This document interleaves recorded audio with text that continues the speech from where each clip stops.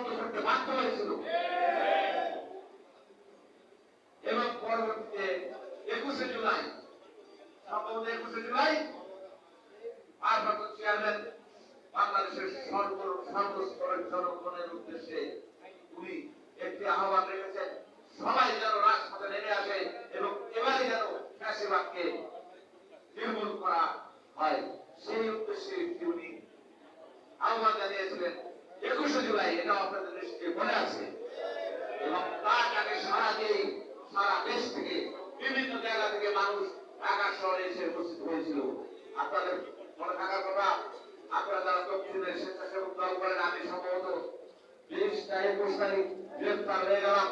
আমাকে ডিবি অফিসে প্রতিদিন টর্চার করা হতো, আর জিজ্ঞেস করা হতো ঢাকা শহরে প্রায় 20 লক্ষ লোক ঢাকা শহরে ঢুকেছে, বিএনপির প্রায় 20 লক্ষ কর্মী ঢাকা শহরে ঢুকেছে বা ঢুকছে, তারা কোথায় আছে বলো? আমাদের চোখ বাঁধা থাকতো, হাত বাঁধা থাকতো, অমানসিক নির্যাতন করা হতো।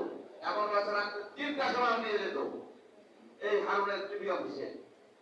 আর নির্যাতনের তাদের একটাই জানতে চাওয়া ছিল আমাদের ব্ল্যাক কি এবং প্রায় 20 লক্ষ লোক যে ঢাকায় ঢুকলো, এরা কোথায় কিভাবে আন্দোলন করবে, কেমনে কি করবে আমাদের জানাও।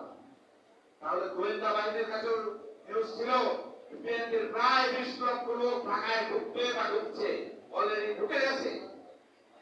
যখন আমাদের এই সমস্ত প্রশ্ন করা হতো, আমরা নির্যাতনের শিকার হচ্ছিলাম, তারপরে মনে মনে শান্তি পাচ্ছিলাম যে 20 লক্ষ লোক যদি আন্দোলনে ঢুকে যায়, ইনশাআল্লাহ ফ্যাসিবাদের পতন এবারই হয়ে যাবে, আমরা ছিলাম নিশ্চিত।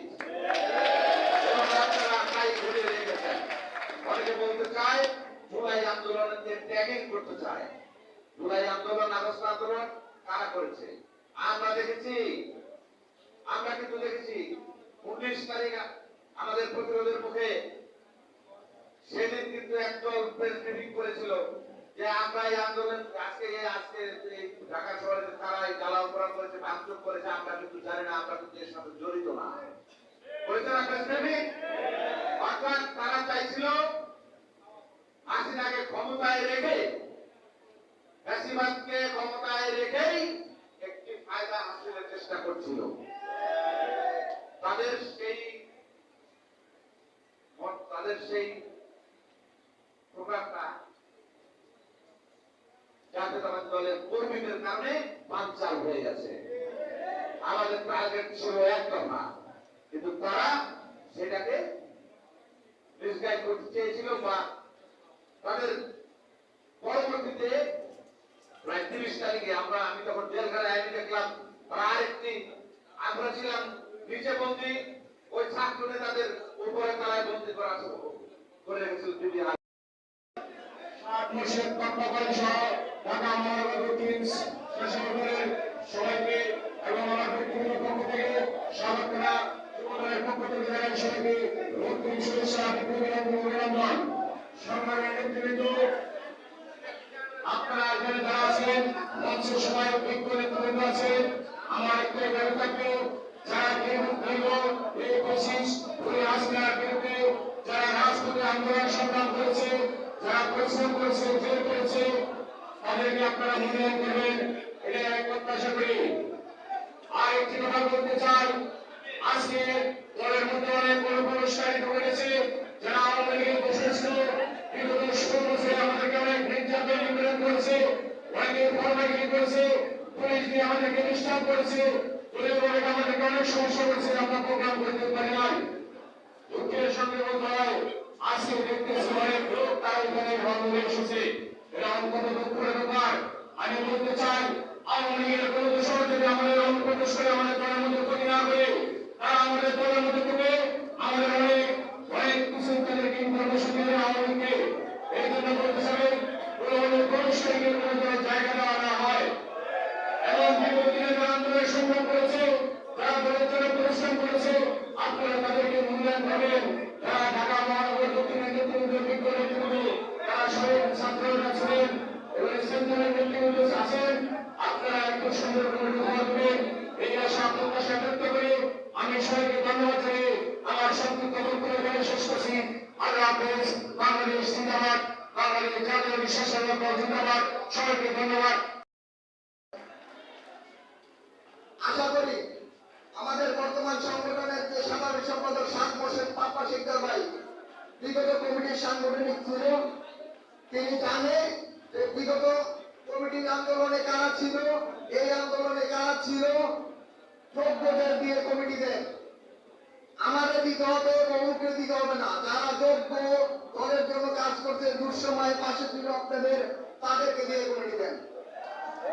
যারা পদ নিয়ে বাসায় ঘুমাইতে, পদ নেওয়ার পরে তাদেরকে হদিস পাওয়া যায় 2-3 বছরে 7 বছরে, তাদেরকে দিয়ে যদি কমিটি দেয়, তাদেরকে দলের সবাই করবে, তারাও থাকবে, আমরাও থাকবো।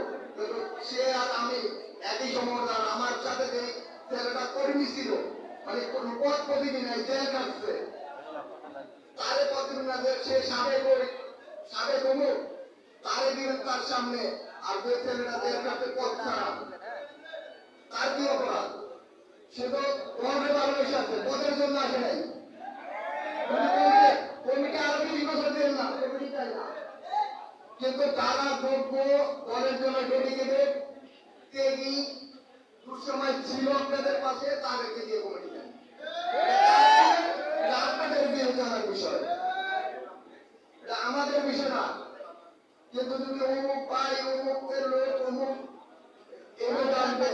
আপনার একটা জিনিস বলতে চাই, আমরা কাজ করেছি স্বেচ্ছাসেবক দলে, ঢাকা মহানগরের পরিণত।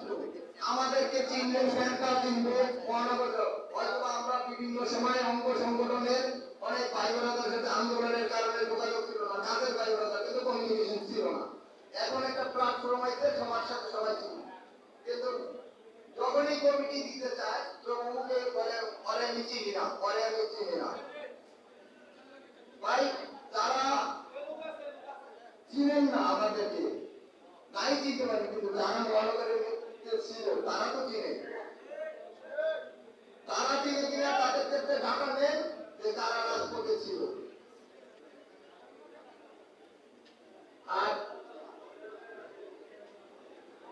আর কিছু বলার নেই। যদি আমার শাহবাগ থানার নেতৃত্ব 2টা ওয়ার্ড 20 আর 21, আমি 21 নম্বর ওয়ার্ডের ভোটার। আমি 21 নম্বর ওয়ার্ড থেকে রাজনীতি করেছি, 21 নম্বর থেকে গড়ে ওঠা রাজনীতি করবো। আমি ঢাকা ভার্সিটির ইসলামের ছেলে। ঢাকা ভার্সিটির থেকে রাজনীতি করা মানে জলের কূপ থেকে রাজনীতি করা একই সমান অপরাধ। আমার বাবার কোয়ার্টার থাকা সত্ত্বেও আমি 15 সালের আন্দোলনের পরে একদিনের জন্য কোয়ার্টারে থাকতে পারি নাই। আমার বাবা 21 সালে 2021 রিটায়ার করছে, এর আগ পর্যন্ত আমি এই কোয়ার্টারে থাকতে পারি নাই।